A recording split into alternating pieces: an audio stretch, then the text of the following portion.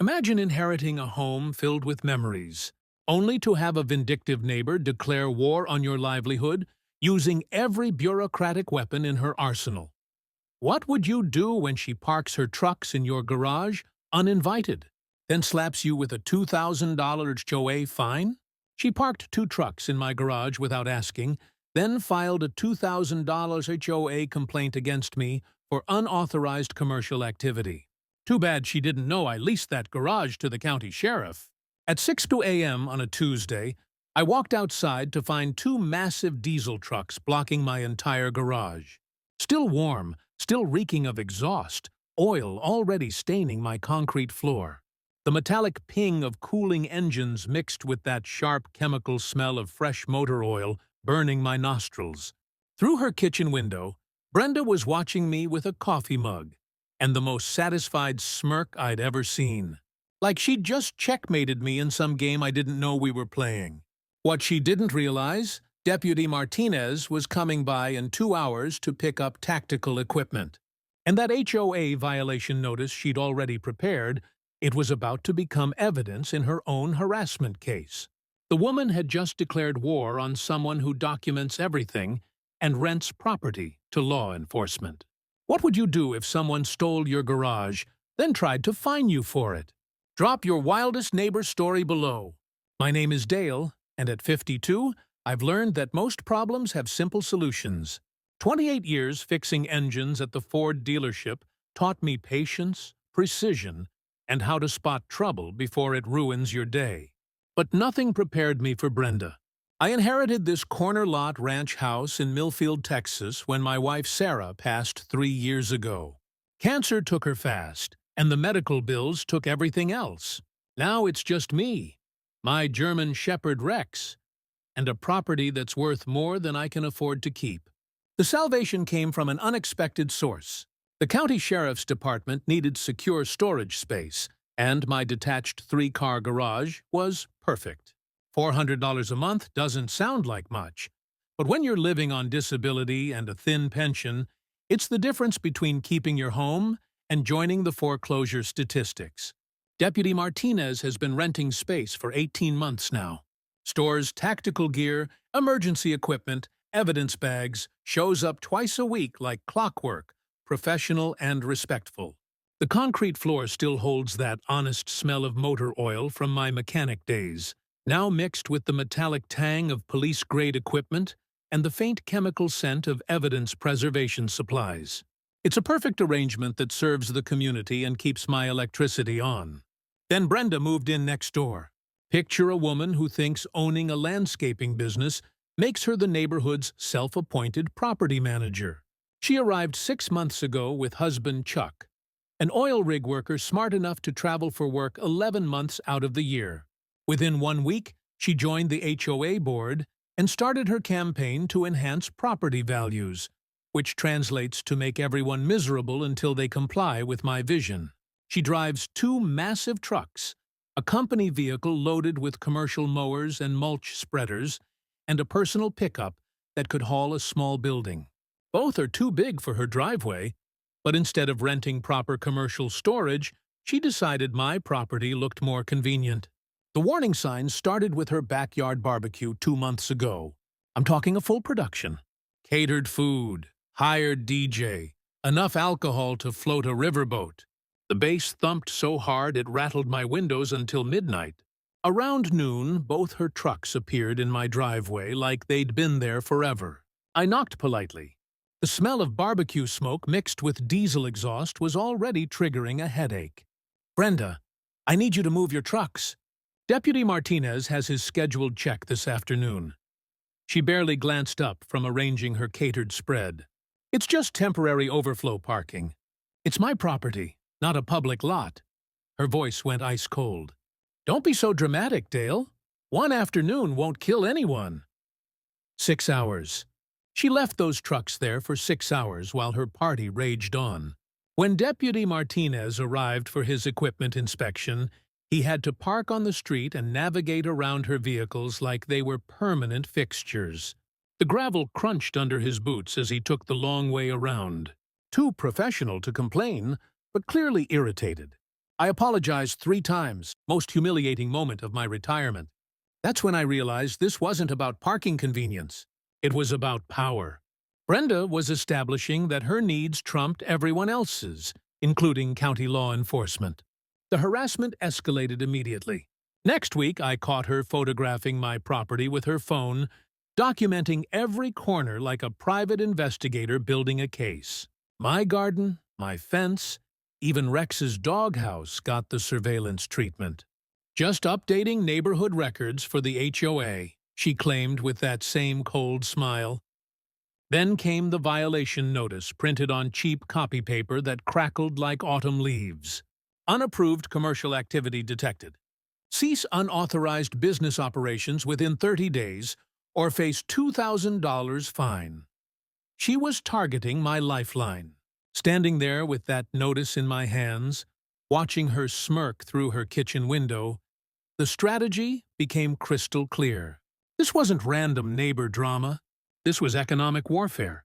Brenda had researched my situation, identified my vulnerability, and launched a systematic campaign to destroy my income and force me to sell.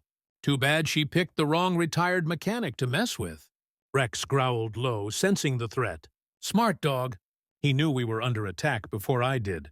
3 days after that humiliating barbecue incident, Brenda fired her first official shot. A certified letter appeared in my mailbox, one of those thick, legal-sized envelopes that screams, "Expensive lawyer, and you're screwed." The return address read, Millfield Meadows Homeowners Association. But I could practically smell Brenda's cheap perfume on the paperwork. The complaint accused me of running an unauthorized commercial enterprise that violated residential zoning laws. According to her carefully crafted legal fiction, my sheriff's lease constituted a business operation threatening neighborhood character and property values. She demanded immediate termination of all commercial activity, plus a $2,000 fine for ongoing violations. Here's where her homework got sloppy. She'd scheduled an emergency HOA board meeting for Tuesday, and somehow forgot to notify me until Monday afternoon. Classic ambush tactics. Catch the target unprepared and steamroll them into submission. Too bad she picked the wrong mechanic to blindside. I spent Saturday morning at the county courthouse, breathing in that distinctive smell of old paper and bureaucratic dust, while digging through property records. The filing room felt like a library where excitement goes to die. But sometimes boring paperwork contains explosive surprises. "Well, I'll be damned," said Martha, the clerk, adjusting her reading glasses as she examined my original deed. "Your garage predates this HOA by 15 years, honey. That's what we call grandfathered use." Martha explained something I'd never considered. When you build something before an HOA exists, those improvements get protected under what lawyers call grandfathered use clauses. Basically, your property rights can be older and stronger than their new rules. Sarah would have loved this legal loophole. She always said the best defense was knowing more than your opponent. But the real bombshell came when I researched Brenda's own situation. Municipal code clearly states that commercial vehicles over $10,000 till require special permits for overnight residential parking. Both her landscaping trucks exceeded that weight, and she had exactly 0 permits on file. Tuesday evening, I walked into that community center meeting room, armed with facts and feeling dangerous. The space reeked of burnt coffee and nervous sweat. 5 board members sat behind a folding table that looked like it came from a church rummage sale, with Brenda positioned dead center, like a judge at sentencing. "Mr. Hensley," she began, consulting her notes with theatrical importance, "your unauthorized commercial lease clearly violates Section 4.3 of our Residential Use Covenant. We're prepared to impose immediate fines." "Hold up there, counselor," I interrupted, sliding my courthouse research across that cheap table. "My garage was built in 1987. Your HOA didn't exist until 2002. That's 15 years of grandfathered protection." The sound of rustling papers filled the sudden silence. You could hear a pin drop until Frank Morrison, a retired postmaster who'd lived here since dirt was young, started chuckling like he'd just heard the best joke of the year. "Dale's absolutely right," Frank announced, reviewing my documents. "I remember when you built that garage. My late wife Clara brought you lemonade during construction." Brenda's face went from pale to red to purple in about 3 seconds. "That's completely irrelevant. Current zoning supersedes." "Speaking of current zoning," I said, savoring every word, "let's discuss Section 12.7 regarding commercial vehicle storage in residential areas." I produced photographs of her trucks, complete with manufacturer weight specifications and time-stamped overnight parking evidence. "Both your vehicles exceed the 10,000 TLB residential limit. You've been in violation for 6 months without proper permits." Frank actually slapped the table and burst out laughing. "Well, Brenda, sounds like you better read those zoning laws yourself before throwing them at other folks. Looks like Dale just turned your own ammunition against you." The room went dead silent as everyone processed what had just happened. Brenda had walked into her own trap, using zoning laws to attack me while violating those exact same laws herself. Her face cycled through about 6 different shades of embarrassment. "This is absolutely ridiculous!" Brenda exploded, her carefully constructed authority crumbling like wet cardboard. "I'm trying to protect our property values from his police compound." "You mean the arrangement that brings county law enforcement through our neighborhood twice a week?" asked board member Patricia Walsh sweetly. "The same one that probably lowered everyone's homeowner insurance rates." The meeting collapsed faster than a house of cards in a hurricane. Brenda demanded real legal action and stormed out, abandoning her violation notice like toxic waste. The remaining board voted 4-0 to dismiss all charges against me and issued Brenda a formal citation for her commercial vehicle violations. Walking to my truck afterward, I could taste victory in the crisp evening air mixed with the lingering diesel exhaust from her illegally parked trucks. But through her kitchen window, I watched Brenda pacing and gesturing wildly into her phone, probably speed-dialing every lawyer and city official she could think of. The next morning confirmed my suspicions. Her trucks were strategically positioned to block my mailbox access. Not technically illegal, but annoying enough to send a clear message. By noon, the city had received an anonymous complaint about excessive dog barking from my property. Rex hadn't barked excessively since puppyhood, but facts don't matter during a harassment campaign. "Round 1, Dale." But Brenda was just getting warmed up. Brenda's public humiliation at the HOA meeting lasted exactly 48 hours before she escalated to City Hall. The certified letter from Millfield City Planning arrived Friday morning, stamped with enough official seals to intimidate a federal judge. The complaint alleged that my sheriff's lease was creating an unauthorized quasi-commercial district that violated residential character preservation codes, complete with color photographs of Deputy Martinez's patrol car, equipment deliveries, and even shots of me talking to county personnel in my driveway. Someone had been very busy with a telephoto lens. The letter cited Municipal Code Section 8.4 about maintaining neighborhood residential character and demanded my appearance at a planning commission hearing in 2 weeks. But here's what caught my attention. The complaint was filed by concerned residents, but processed by Jennifer Walsh from the planning office. That name rang a bell since Patricia Walsh from the HOA board had mentioned her daughter worked at City Hall. Small towns have a way of making everything family business. And apparently Jennifer had inherited her mother's sense of fairness, along with her last name. I decided to pay Jennifer a visit before that hearing. The city planning office smelled like industrial carpet and broken dreams, tucked into the basement of a municipal building designed by someone who clearly hated natural light. Jennifer turned out to be a tired-looking woman in her 30s who avoided eye contact like I was carrying the plague. "Mr. Hensley," she said, fidgeting with her paperwork, "I suppose you're here about the zoning complaint." "I'm here about the truth," I replied, settling into the visitor chair that creaked like old bones. "See, I've been wondering how someone knew to file this complaint using exactly the right legal language and perfect timing." Jennifer's face flushed red as a stop sign.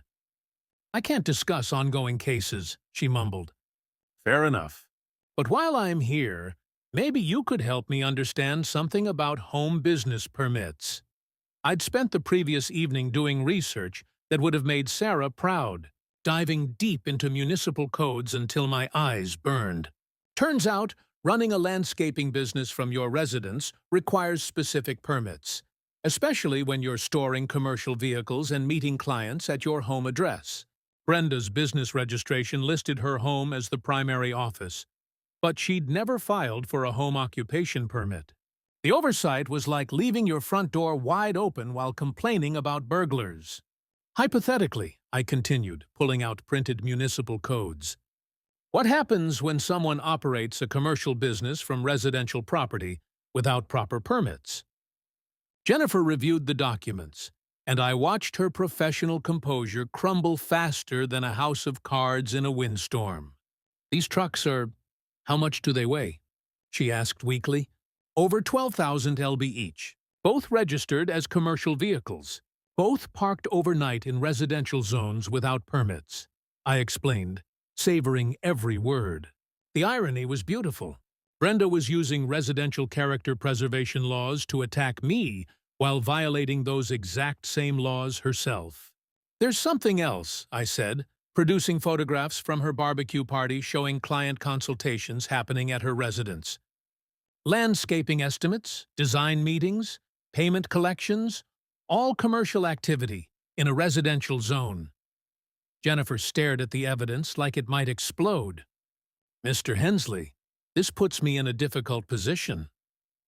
"I'm not asking you to do anything dishonest," I assured her. "I'm just wondering if the Planning Commission should have all the facts before making decisions about residential character preservation." 2 weeks later, the hearing room was packed tighter than sardines in a can. Brenda arrived with a briefcase and enough attitude to power a small city, clearly expecting another easy victory. She'd even dragged her husband Chuck along for moral support, though he looked like he'd rather be wrestling angry bears. "Mr. Hensley's commercial lease operation fundamentally alters the residential character of our neighborhood," Brenda began, consulting her prepared notes with theatrical importance. "We have documented evidence of increased traffic, commercial vehicle activity, and unauthorized business operations." She presented her photo evidence with the confidence of a prosecutor making a slam-dunk case. Every image designed to make my arrangement look like a truck stop operation. Then it was my turn. "Commission members," I said, standing slowly for maximum dramatic effect. "Mrs. Thompson is absolutely right about protecting residential character. That's why I was surprised to discover her own violations of the same codes she's citing." I presented my counter-evidence methodically. Brenda's unpermitted home business operations, her commercial vehicles exceeding residential weight limits, client meetings conducted at her residence without proper zoning variances. Every violation she'd accused me of, she was committing herself. Only worse, the best part? Jennifer Walsh had done her homework after our conversation, and the Planning Commission had a complete file of Brenda's violations sitting right there on the table. Commission Chairman Robert Hayes cleared his throat with the authority of someone about to drop a bomb. "Mrs. Thompson, it appears you're operating a commercial landscaping business from your residence without proper permits." Brenda's confident expression melted like ice cream in August heat.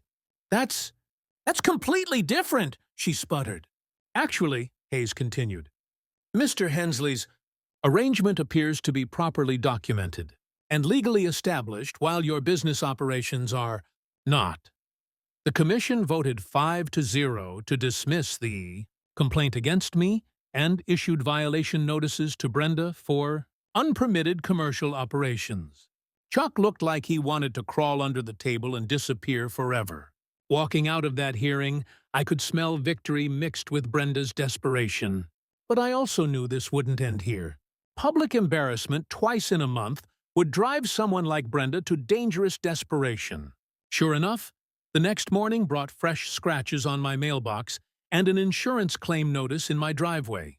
Round two, Dale. But the game was just getting interesting.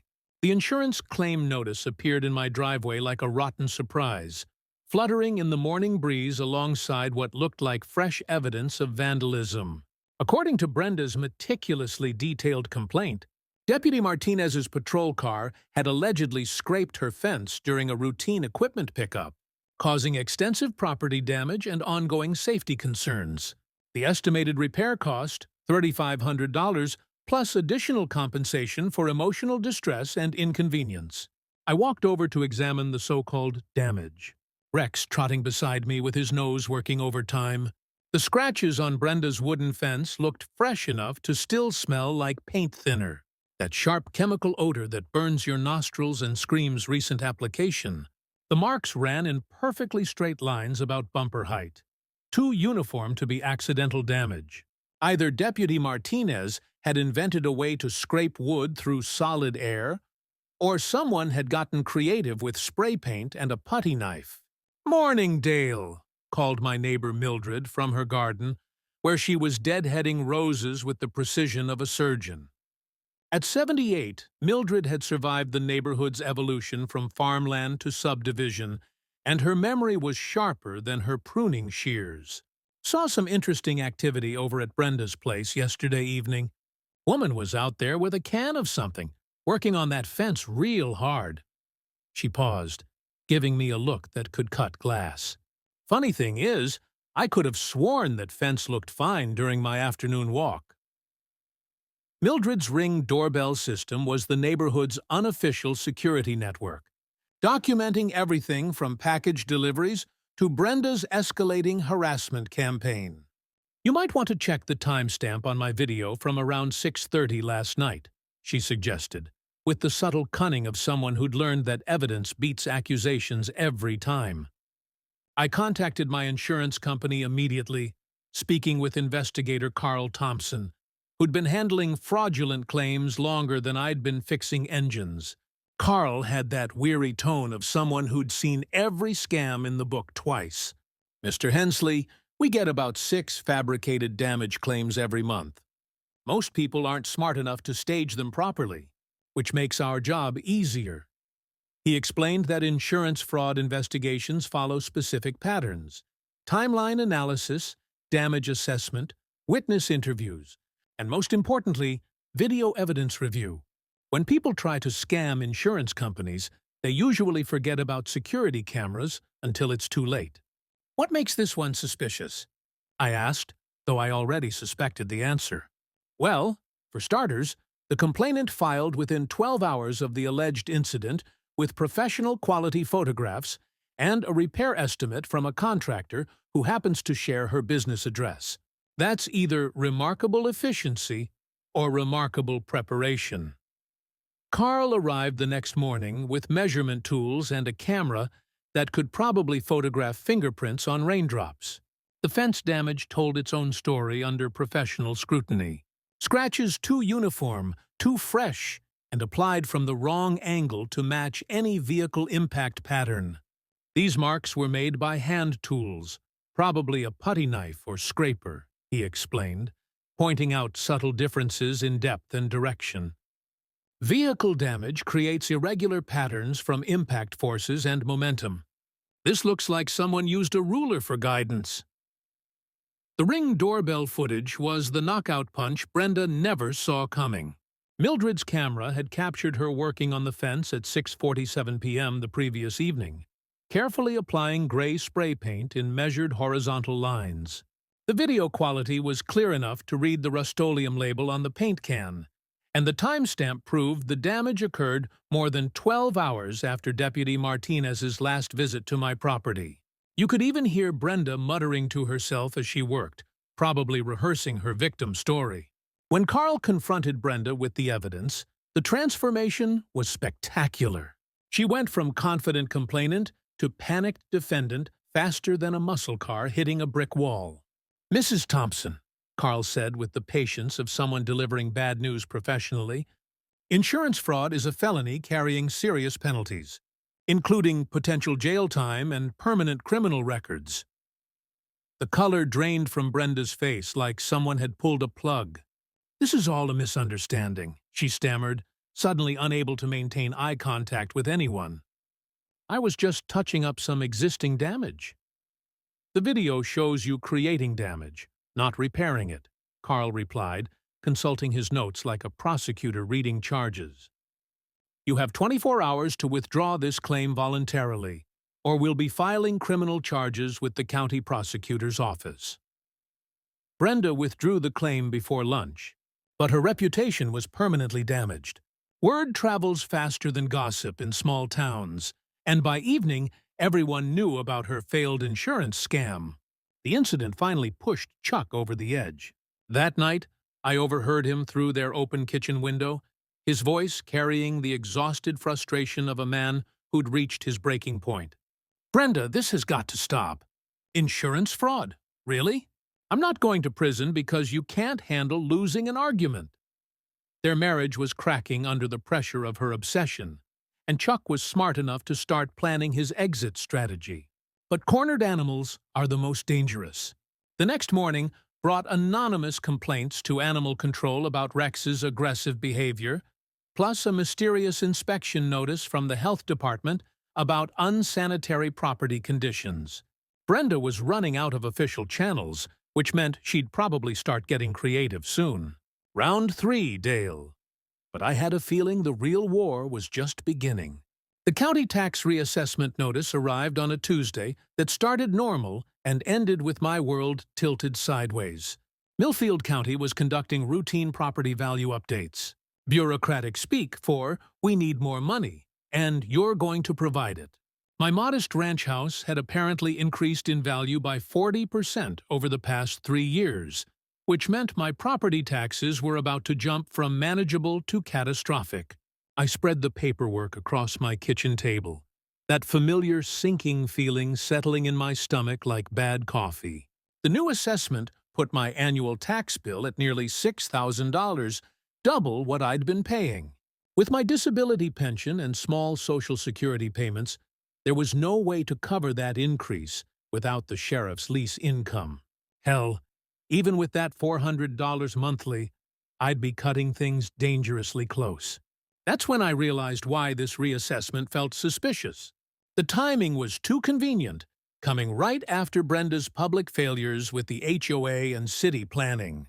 Property tax assessments usually happen countywide, but this notice specifically targeted my address and 3 others on our street. All longtime residents, all living on fixed incomes, all coincidentally dealing with recent HOA complaints. I drove to the county assessor's office the next morning, hoping to find answers in a building that smelled like old carpet and broken dreams.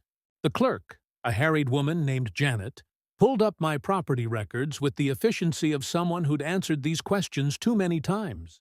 "Your assessment was flagged for review based on a complaint about unauthorized commercial improvements," she explained, highlighting sections of the report. "Someone reported that you'd converted residential space for business use without proper permits." The complaint had been filed anonymously, but the description was suspiciously detailed, mentioning the sheriff's lease, equipment storage, and alleged property modifications that didn't exist. Someone had done their homework before trying to weaponize the tax system against me. "Janet," I said, keeping my voice calm despite the anger building in my chest. "That garage was built in 1987. Nothing's been modified or converted. It's the same structure that's been there for decades." She frowned at her computer screen. "The complaint suggests recent commercial improvements and increased property utilization. Our assessor based the new valuation on those reported changes. The system was working exactly as designed. Anonymous complaints triggered reassessments, which increased tax burdens which forced people out of their homes. It was elegant in its cruelty. But then Janet said something that changed everything.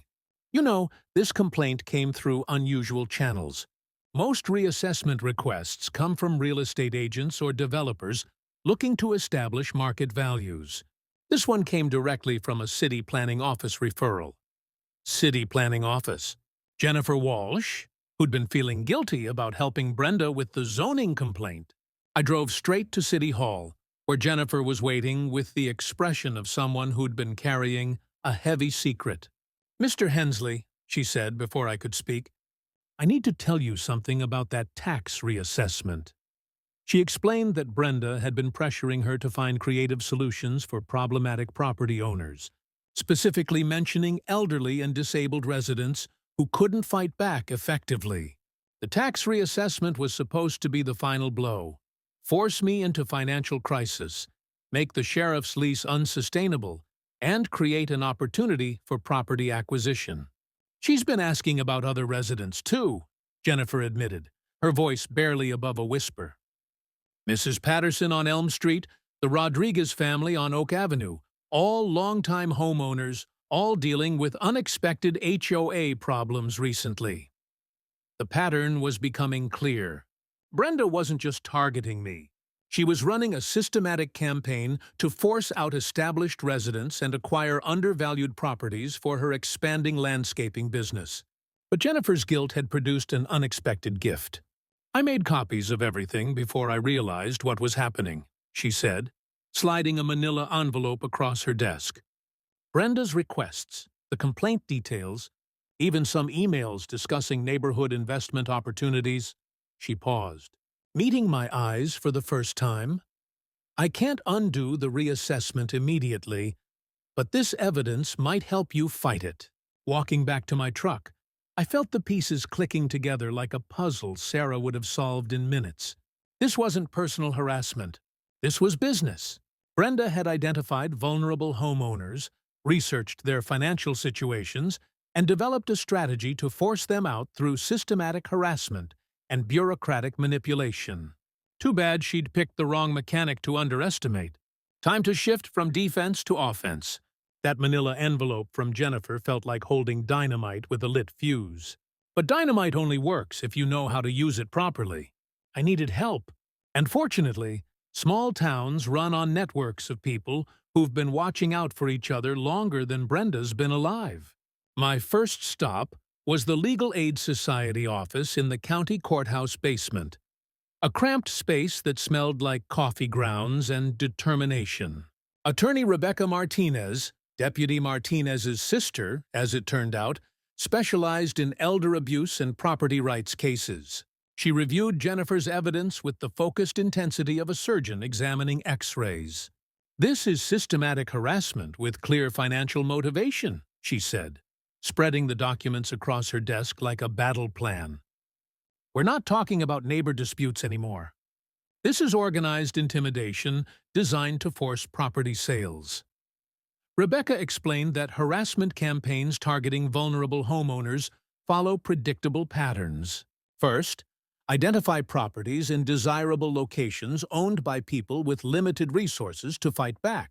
Second, use official channels like HOA complaints and city violations to create financial pressure. Third, escalate until the targets either sell cheap or lose their homes to tax liens. "Your case is textbook predatory behavior," she said. "But having documentation this detailed is extremely rare. Most victims don't know what's happening until it's too late." She outlined our legal strategy. Document everything. File harassment complaints with multiple agencies, and prepare both civil and criminal charges. But more importantly, she suggested expanding the coalition to include other targeted residents. "Predators like Brenda rarely stop with one victim," Rebecca warned. "If we can identify her other targets, we can build a pattern of behavior that's much harder for authorities to ignore." My next stop was Mildred's house, where I found her hosting what she called afternoon tea, but what looked more like a strategic planning session. 3 other longtime residents sat around her kitchen table, all dealing with recent HOA complaints or unexpected city violations. Mrs. Patterson from Elm Street had received noise complaints about her air conditioning unit. The Rodriguez family on Oak Avenue was fighting allegations of unauthorized vehicle storage for their work truck. Frank Morrison, the former postmaster, had been cited for excessive lawn ornaments. His garden gnomes, which had been neighborhood fixtures for 15 years. "Brenda's been busy," Mildred observed, refilling coffee cups with the efficiency of someone who'd been organizing neighbors since before HOA boards existed. Every complaint filed within the past 6 months, all targeting people who've been here longer than her sidewalk. The pattern was undeniable once you knew what to look for. Systematic harassment designed to force out established residents and create opportunities for property acquisition. Frank had done his own research, pulling HOA board meeting minutes going back to Brenda's arrival. She's been asking detailed questions about property values, ownership duration, and financial hardship cases, he reported, adjusting his reading glasses. Even requested a list of residents over 65, claiming it was for community outreach planning. The woman had been building target lists like a military operation. Mrs. Patterson, a retired teacher with the sharp eyes of someone who'd spent 40 years managing teenagers, had noticed something else. She's been photographing properties when owners aren't home, measuring driveways, even checking mailboxes for mortgage company letters. The reconnaissance had been thorough and systematic, gathering intelligence for maximum impact timing. We decided to coordinate our response through what Mildred diplomatically called enhanced neighborhood communication. Everyone would document future incidents with timestamps and photographs. Frank would monitor HOA activities and provide early warning about upcoming complaints. Mrs. Patterson would organize other targeted residents and share legal resources. I would serve as the primary liaison with law enforcement and legal aid. But our most valuable asset was the broader community support we'd been building without realizing it. Local business owners, the hardware store, the diner, even the gas station, had been watching Brenda's escalating behavior with growing concern. Small-town businesses depend on stable neighborhoods, and systematic harassment campaigns are bad for everyone's property values. Tony Castellanos, who owned the hardware store where Deputy Martinez bought supplies, offered to document any unusual purchases that might indicate escalation plans.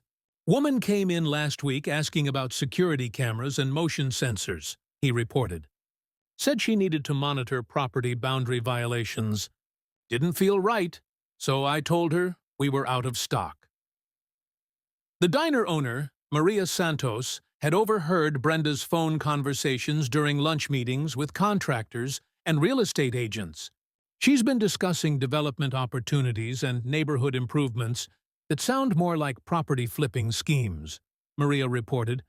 Even mentioned specific addresses and asking prices. By evening, we'd assembled what Rebecca called the most comprehensive harassment documentation she'd ever seen. Video evidence, witness statements, financial records, and most importantly, evidence of Brenda's systematic targeting of vulnerable residents. We had enough material to file complaints with the county sheriff, the district attorney's office, the state real estate commission, and the federal housing authority, but documentation only works if you're prepared to use it strategically.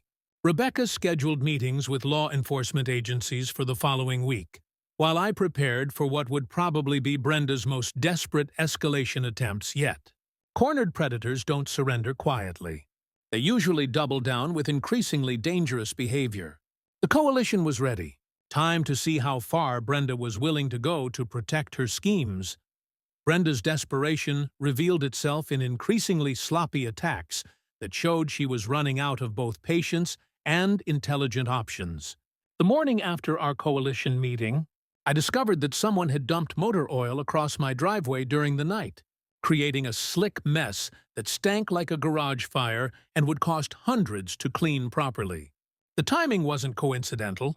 Deputy Martinez was scheduled for his weekly equipment check that afternoon, and navigating that oil slick would be both dangerous and embarrassing. But Brenda had made her first serious tactical error. Motor oil doesn't just disappear, and the trail of droplets led directly from my driveway to the storm drain, then continued in a suspicious line toward her property. More importantly, she'd used the same high-viscosity oil that landscaping equipment requires, the kind that leaves distinctive additive signatures when tested. I called Rebecca immediately, who arranged for environmental services to document and test the contamination. Illegal dumping of petroleum products carries serious environmental penalties, especially when it threatens municipal water systems. The attacks escalated throughout the week with amateur hour sabotage that would have been laughable if it wasn't so malicious. Someone loosened the bolts on my mailbox post, leaving it wobbling dangerously close to the street. My garden hose was cut in 3 places, flooding the side yard and killing Sarah's prized rose bushes. Rex's water bowl was mysteriously filled with what smelled like bleach, forcing an emergency vet visit that confirmed chemical poisoning attempts. Each incident was documented with photographs, timestamps, and witness statements from neighbors who were now actively watching for suspicious activity. The pattern revealed Brenda's growing desperation and declining judgment. Instead of sophisticated harassment through official channels, she devolved into crude vandalism that left evidence trails a blind detective could follow. Mildred's Ring doorbell system captured shadowy figures moving through our yards after midnight, always approaching from the direction of Brenda's house. The footage quality wasn't clear enough for positive identification, but the timing and movement patterns were building a convincing circumstantial case. Frank Morrison discovered something even more damaging during his HOA board monitoring. Brenda has been using board letterhead to file false complaints with multiple city departments, he reported during our evening strategy session. Noise violations, health code infractions, even allegations of illegal dumping, all targeting the same longtime residents we identified. She was essentially impersonating official HOA business to weaponize city bureaucracy against her targets. That level of fraud elevated her harassment campaign into serious criminal territory. The breakthrough came when Mrs. Patterson's security system captured Brenda in the act of damaging property. The retired teacher had installed motion-activated cameras after her air conditioning unit was vandalized, and Tuesday night's footage showed Brenda clearly attempting to disconnect electrical connections to the outdoor unit. The video quality was courtroom-ready with timestamps, clear facial identification, and documentation of criminal trespass and attempted destruction of property. But Brenda's most serious error was interfering with emergency services. Thursday morning brought a house fire 3 blocks away. Mrs. Morgan's kitchen caught fire during breakfast preparation, filling her home with dangerous smoke. When the fire department responded, they found their usual equipment access blocked by strategically placed construction barriers that hadn't been there the previous day. The barriers forced firefighters to drag hoses an additional 100 yards, delaying their response by precious minutes, while an elderly woman's life hung in the balance. Fire Chief William Torres was furious when he discovered the barriers had been placed without city permits or notification to emergency services. Someone deliberately obstructed emergency access during an active fire response, he announced at an emergency city council meeting. This isn't vandalism or harassment. This is criminal endangerment that could have killed someone. The barriers had been purchased from Brenda's regular supplier and delivered to locations that would specifically impact emergency response to the targeted neighborhood. The interference with emergency services was the final straw that pushed our situation from civil dispute into criminal investigation territory. Sheriffs. Deputy Martinez filed a formal report with the county prosecutor's office documenting the pattern of escalating harassment, property destruction, and public safety interference. This has moved beyond neighbor disputes, he explained during his official statement. We're looking at organized criminal activity designed to force property sales through intimidation and sabotage. Local newspaper reporter Sarah Kim began investigating after Chief Torres's public statements about emergency access interference. Her preliminary article, Systematic Harassment Campaign Targets Elderly Residents, brought regional attention to Brenda's activities and prompted calls from other communities dealing with similar predatory behavior. The story was gaining momentum that would be impossible for Brenda to control or contain.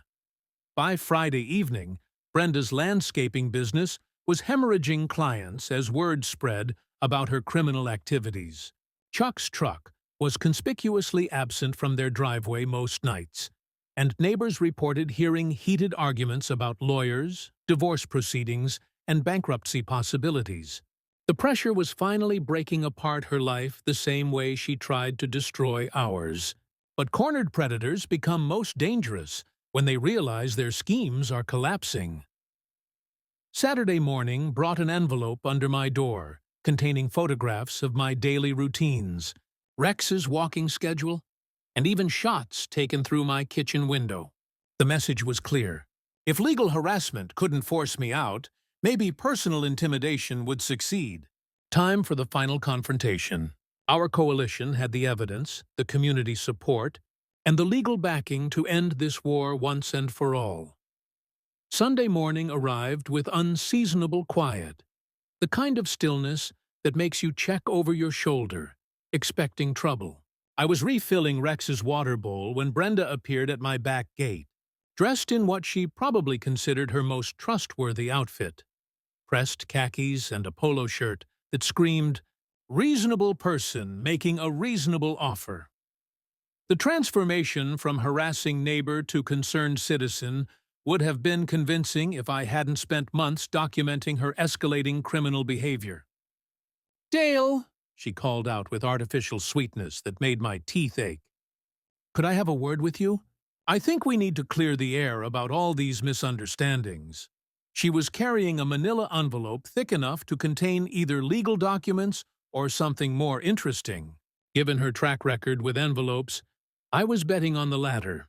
I activated the voice recording app on my phone before opening the gate, a habit Rebecca had drilled into me after we'd started building the criminal case.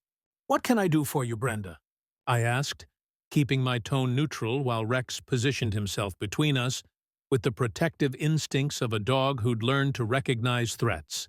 "Look, I know things have gotten a little heated between us," she began, settling into what was obviously a rehearsed speech. "But I've been thinking about how we can resolve this whole situation without involving lawyers and courts and all that unpleasantness." She opened the envelope and pulled out a stack of cash thick enough to choke a horse. "I'm prepared to offer you $20,000 cash to voluntarily terminate your arrangement with the sheriff's department. Clean break, no hard feelings. Everybody wins." The smell of fresh bills mixed with her desperation was almost overwhelming. $20,000 represented more money than I'd seen in one place since Sarah's life insurance payout. And Brenda knew exactly how tempting that would be for someone facing increased property taxes and mounting legal bills. She'd done her financial homework before making this offer. "That's very generous," I said carefully, letting her dig her own grave deeper. "But why would you want me to end a legal arrangement that benefits the community?" She leaned forward with the intensity of someone making their final play. "Between you and me, Dale, I've got some big plans for this neighborhood. Development opportunities that could benefit everyone, but they require certain adjustments to the current situation." There it was, the admission Rebecca had been hoping for.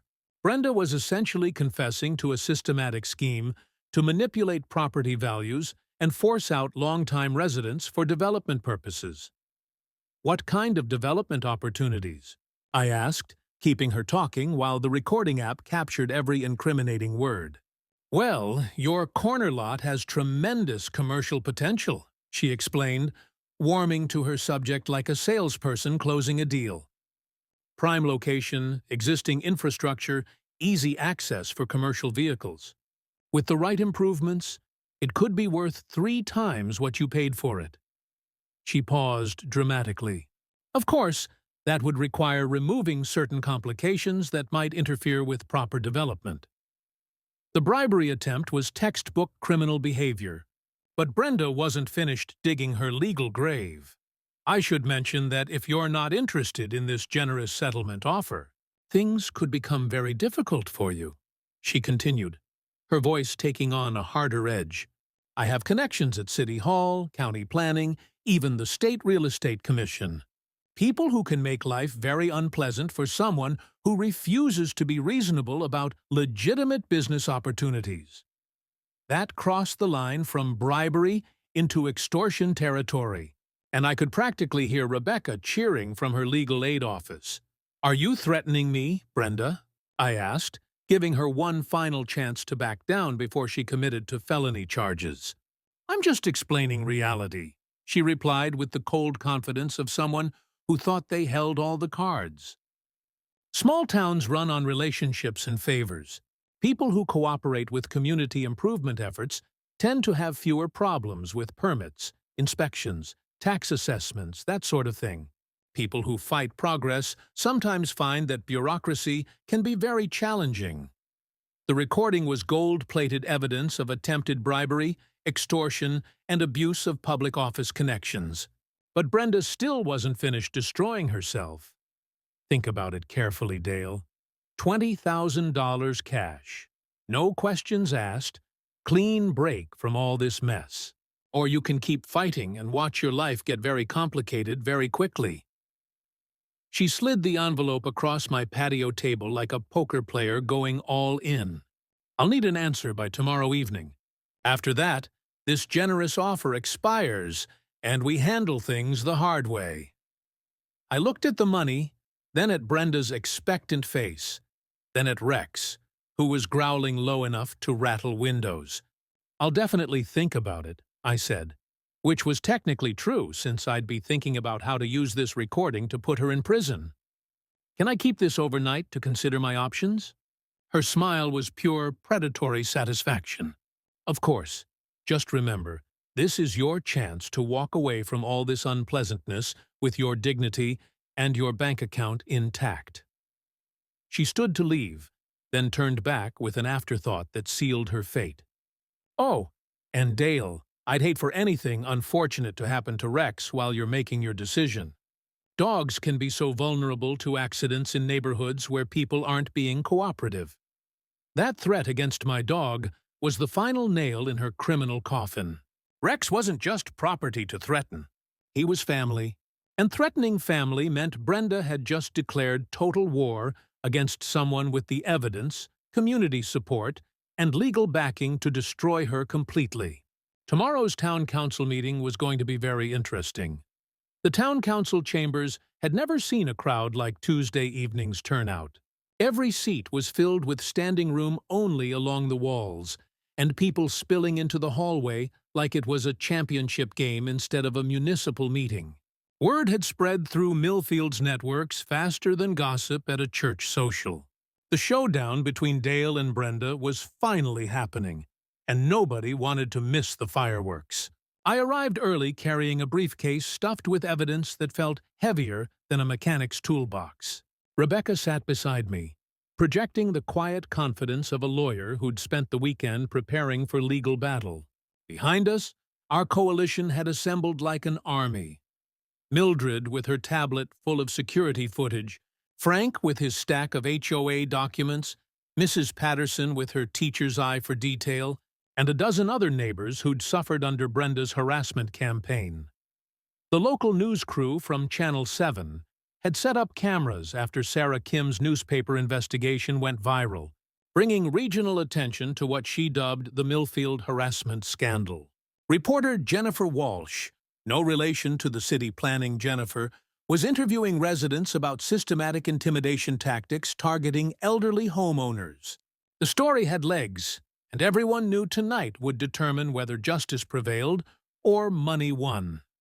Brenda arrived fashionably late with an expensive lawyer who probably charged more per hour than I made in a month. She'd dressed for court, conservative suit, minimal jewelry, hair pulled back in what image consultants call trustworthy professional. But her eyes held the desperate intensity of someone whose entire scheme was about to collapse in public. Mayor Patricia Rodriguez called the meeting to order with the gravity of someone who understood that tonight's proceedings would define her administration's legacy. "We're here to address allegations of systematic harassment targeting longtime residents," she announced, her voice carrying over the packed room. This is serious business that affects our entire community's character and safety. Sheriff's Deputy Martinez took the podium first, reading from an official report that detailed months of escalating criminal activity. We have documented evidence of property destruction, environmental crimes, interference with emergency services, and attempted extortion, he stated with professional precision. This investigation has revealed an organized campaign designed to force property sales through illegal intimidation. Then it was my turn. I stood slowly, feeling the weight of every eye in that room, and pulled out my phone. Ladies and gentlemen, I'd like you to hear something recorded yesterday morning in my backyard.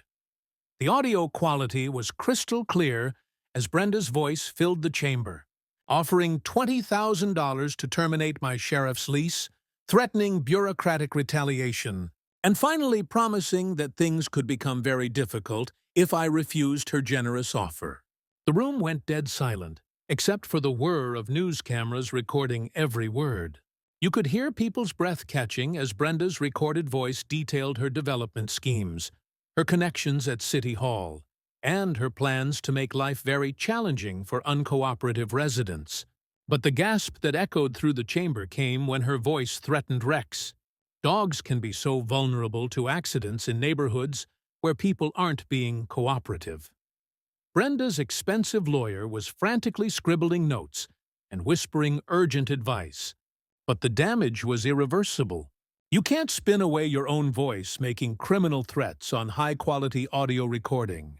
Fire Chief Torres took the podium next, his voice shaking with controlled anger as he described blocked emergency access during Mrs. Morgan's house fire. Someone deliberately obstructed life-saving equipment during an active emergency response, he announced. Mrs. Morgan could have died because of those barriers, and we have evidence linking their placement to this harassment campaign. The mayor asked Brenda if she wanted to respond to the allegations. Her lawyer advised against speaking, but Brenda's ego couldn't resist one final attempt at controlling the narrative. She approached the microphone with the confidence of someone who still believed money and connections could overcome evidence and community outrage. This is all a gross misunderstanding blown out of proportion by people who resist positive change, she began, her voice carrying the condescending tone that had infuriated neighbors for months. I've been trying to enhance property values and improve our community's character through legitimate business development opportunities. That's when Frank Morrison stood up in the back of the room, his postmaster's voice cutting through her prepared speech like a blade.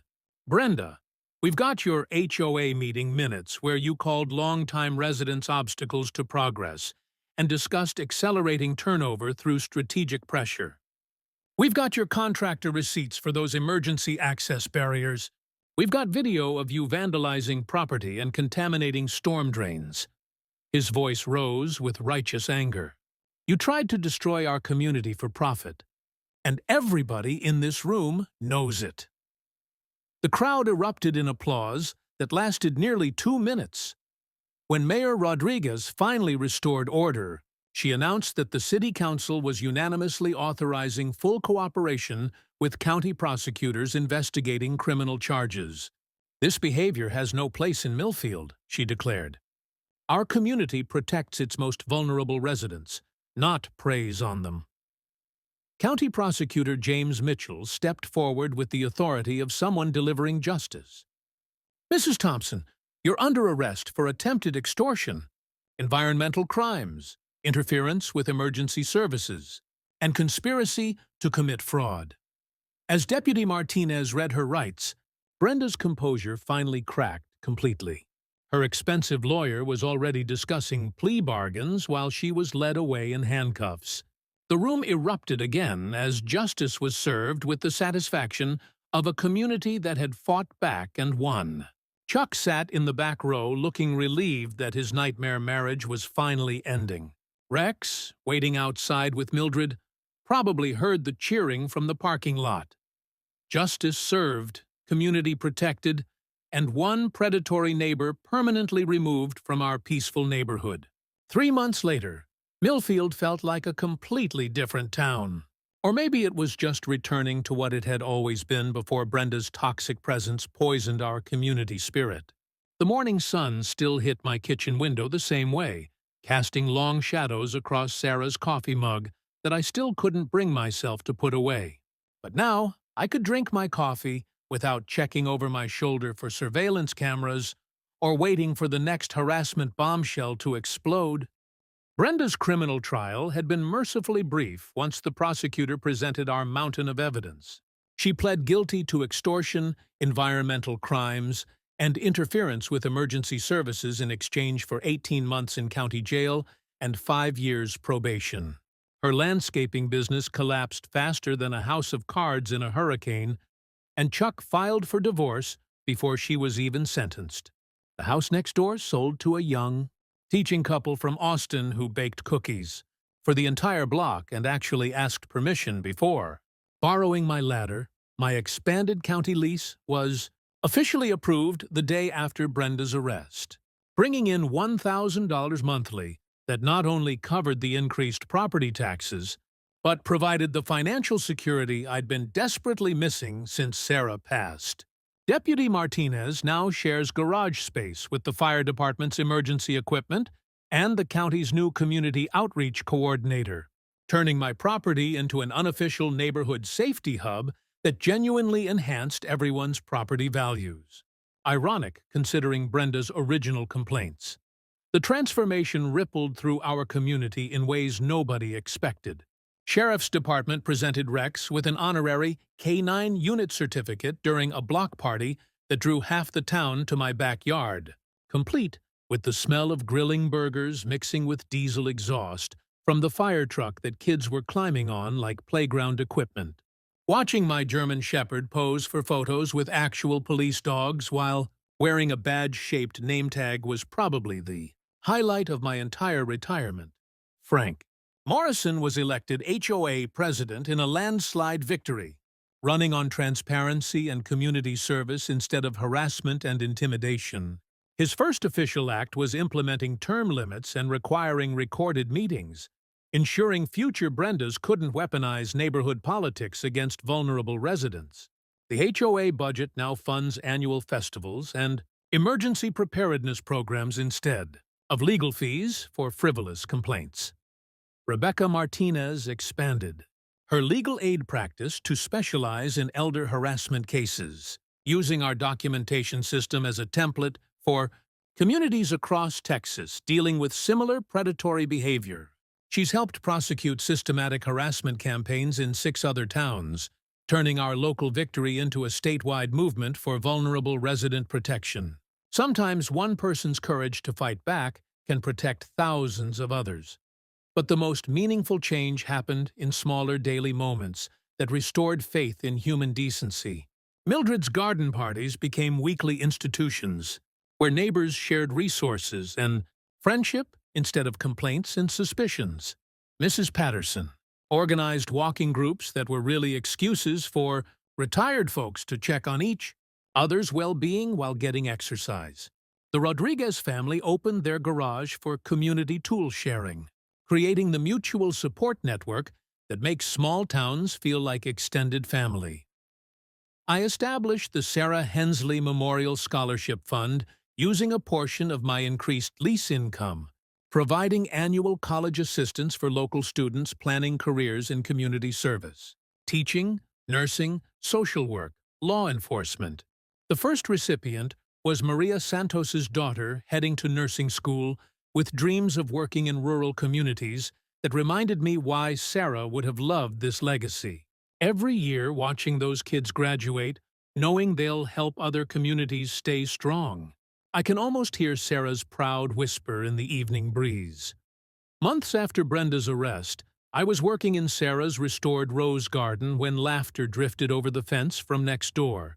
The new neighbor's twin daughters had discovered that Rex was a pushover for belly rubs and tennis ball games, transforming my protective guard dog into the neighborhood's favorite babysitter.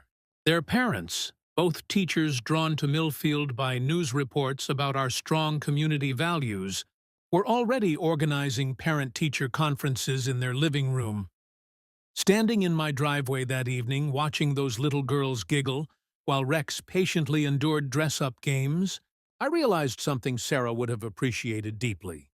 Communities aren't destroyed by individual predators. They're strengthened when ordinary people decide that protecting each other matters more than avoiding conflict. The smell of barbecue smoke drifted from multiple backyards, mixing with children's laughter and Rex's contented sighs. This was what home was supposed to sound, smell, and feel like. Your turn now. Drop a comment sharing your own HOA horror story or neighbor nightmare. You're not alone in these battles, and your community has more power than you realize. Subscribe to HOA Tragedies for more accounts of ordinary people fighting back against unfair systems, and hit that notification bell because justice stories drop every day. Remember, sunlight really is the best disinfectant for neighborhood bullies. From all of us here at HOA Tragedies, thanks so much for watching today's HOA Karen Meltdown. If you enjoyed seeing neighbors stand their ground and karma catch up, smash that like button, leave a comment with your thoughts, and subscribe so you won't miss the next HOA drama we bring you.